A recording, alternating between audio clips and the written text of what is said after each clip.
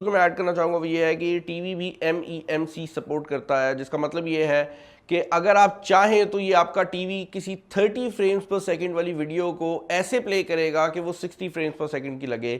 मुझे ये टेक्नोलॉजी किसी भी मॉडर्न टीवी में पसंद नहीं आई। अच्छी बात यह है कि आप इसमें ऑफ कर सकते हैं। जो महंगे टीवी आते हैं उनके अंदर आजकल ये टेक्नोलॉजी बिल्ट इन आती है और उसको ऑफ करने का भी कोई तरीका मौजूद नहीं है।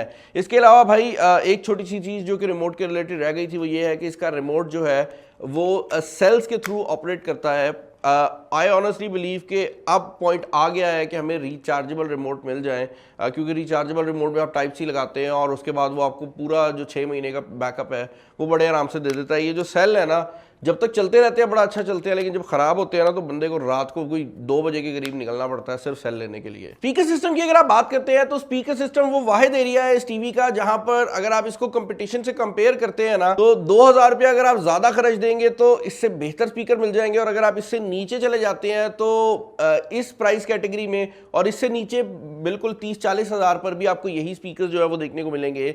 इस टीवी के अंदर बेसिकली 10 वॉट के 2 स्पीकर लगाए गए हैं जो कि अगर आप फुल वॉल्यूम के ऊपर चलाते हैं तो एक बड़े रूम को भी बड़े आराम से फिल कर देते हैं। अगर आप नेटफ्लिक्स देख रहे हैं, आप यूट्यूब देख रहे हैं, कोई टीवी ड्रामा देख रहे हैं तो उसके लिए ये जो स्पीकर्स है मोर देन इनफ है, और आपको इसके साथ कोई साउंड बार या कोई एक्स्ट्रा स्पीकर लगाने की ज़रूरत नहीं है। लेकिन अगर आप एक ऐसा बंदा है जो कि अपने टीवी पे म्यूजिक सुनता है और उसको बेस की ज़रूरत है तो इस स्पीकर सिस्टम के अंदर जो मेजर एरिया मिसिंग है वो लो एंड है। नॉर्मली जो हाई एंड टीवीज आते हैं जिनके बारे में मैं बात कर रहा हूँ कि अगर आप थोड़े से 10-20 हज़ार रुपया एक्स्ट्रा खर्च लें तो उन टीवीज के अंदर जो स्पीकर सिस्टम होता है वो 2.1 हो जाता है, जहां पर आपको एक बेस यूनिट मिल जाता है।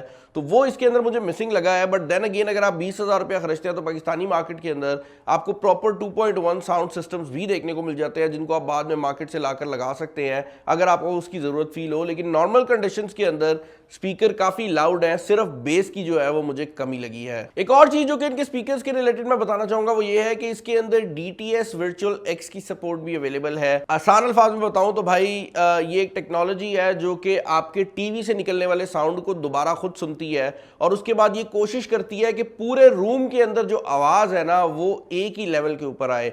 नॉर्मली क्या होता है कि अगर आप कोई देसी स्पीकर लें तो उसके जो बंदा करीब बैठा होता है उसको बहुत शोर आ रहा होता है, उसका कान दर्द कर रहा होता है, और जो थोड़ा दूर बैठा होता है उसको बिल्कुल आवाज़ नहीं आ रही होती। ये जो टेक्नोलॉजी है ये कोशिश करती है कि भाई जो बंदा दूर बैठा हुआ है उसकी आवाज़ में और जो बंदा करीब बैठा हुआ है उसकी आवाज़ में कम से कम फर्क हो। और इसका फ़ायदा ये मिलता है कि अगर आप पूरे रूम में मूव अराउंड कर रहे हैं तो आपको आवाज़ अच्छी आती है। हमने इसको टेस्ट आउट किया है। अगेन एक नॉर्मल जो स्पीकर होता है उसकी निस्बत तो ये बहुत बेहतर परफॉर्म कर रहा है।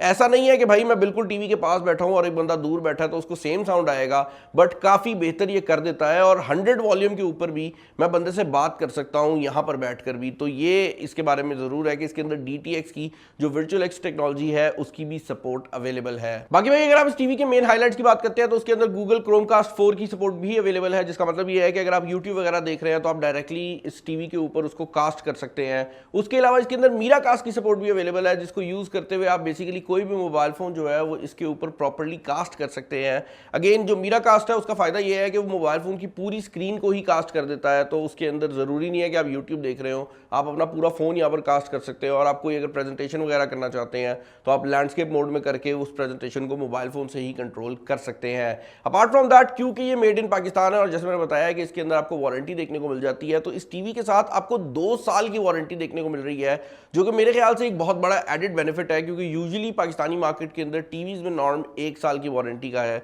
तो ये जो 2 साल की वारंटी है that is actually a very big perk. इसके अलावा इस टीवी के अंदर आपको गूगल वॉइस कंट्रोल की सपोर्ट भी देखने को मिल जाती है और ये Xiaomi की स्मार्ट हब के तौर पर भी काम कर सकता है। एसेंशियली अगर आप अपने घर की डिफरेंट एक्सेसरीज जो हैं वो इस टीवी के थ्रू कंट्रोल करना चाहते हैं तो you can actually do that.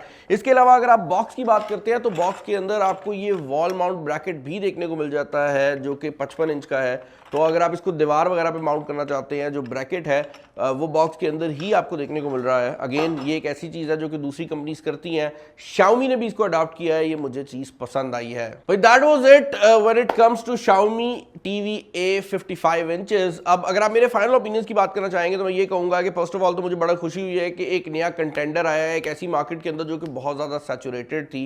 और Xiaomi एक ऐसा प्लेयर है कि जिस मार्केट के अंदर भी आते हैं ना, ये प्राइसिंग बड़ी ख़राब कर देते हैं उस मार्केट की। मतलब ये एक बार आकर ऐसी प्रोडक्ट देते हैं और इतनी ज़्यादा प्रोडक्ट्स लेकर लेकर आते हैं कि जो दूसरी कंपनीज होती हैं वो भागती हैं और अपनी प्राइसेस को एडजस्ट करती हैं, तो वो चीज़ मुझे लगता है कि बहुत जल्द टीवी मार्केट के अंदर भी हो जाएगी। ऑल्दो टीवी मार्केट के अंदर जो कंपटीशन है वो मेरे ख्याल से मोबाइल मार्केट से भी ज़्यादा है, क्योंकि 2-3 बड़े नाम हैं जो कि पूरी मार्केट को जो है ना वो कंट्रोल करके बैठे हुए हैं। तो देखने में आएगा कि Xiaomi उसको कंट्रोल कर पाता है या नहीं। दूसरी चीज़ ये है कि मेरे ख्याल से इस टीवी के अंदर अगर एक सबवूफर होता तो ज़्यादा बेहतर हो सकता था।